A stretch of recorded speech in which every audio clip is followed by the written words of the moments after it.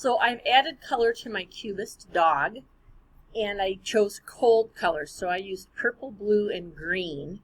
I did use a little pink for the tongue, but we have said before, if you've learned with me, that pink is a sometimes warm, sometimes cool color. You could kind of use it for both. So that's what I did. As you fill in your background that you've broken up into pieces, think about using a contrasting color that you did not use on your dog. Since my dog is all cold colors, I'm going to use warm colors in the background, and that will make my dog pop off of the page a little bit.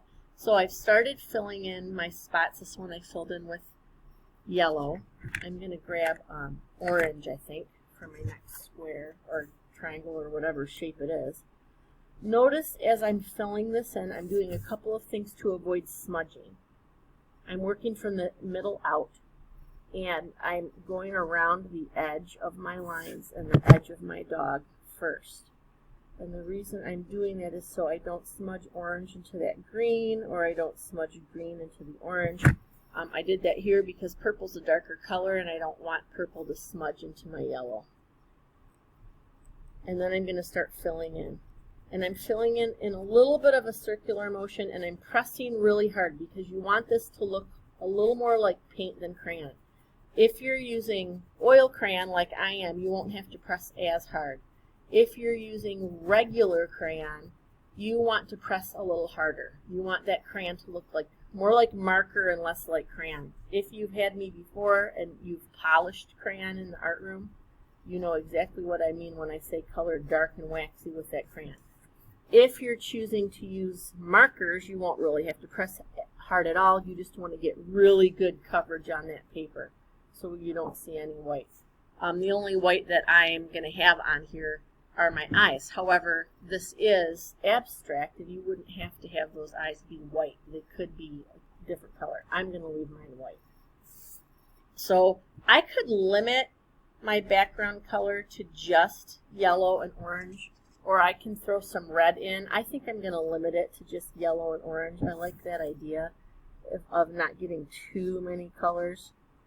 You may decide to do the background all one color, and that's okay. So I'm going to finish this, and then I'll come back with the very last step. So I've finished filling in my background. It's all covered. The only white I have is the eyes, and again, I could change that if I wanted to because this is abstract. I could also actually go in with a white oil crayon and fill that in with white. If that's what you want to choose to do, that's fine, or you can just leave it white paper, whatever is going to work for you. The last step is to take a black oil crayon and to go back over your lines again. I drew these with Sharpie, so I'm just going to go over these with the black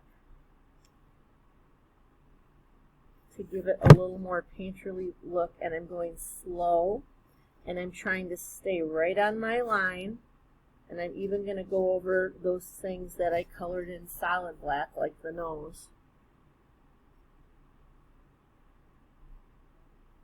And trace very slow and careful all of those lines. It'll give it a little more painterly look.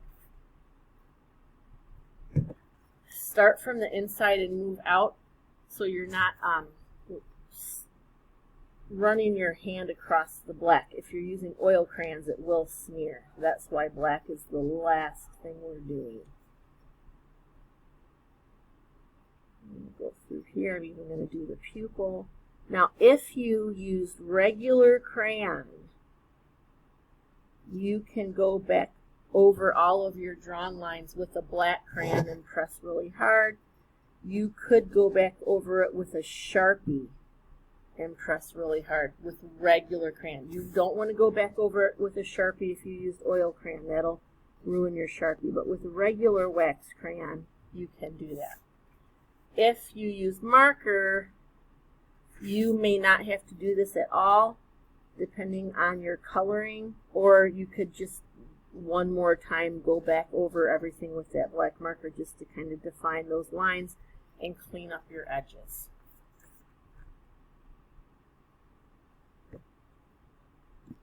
So there is my finished Cubist dog. I can see that dog from all different sides.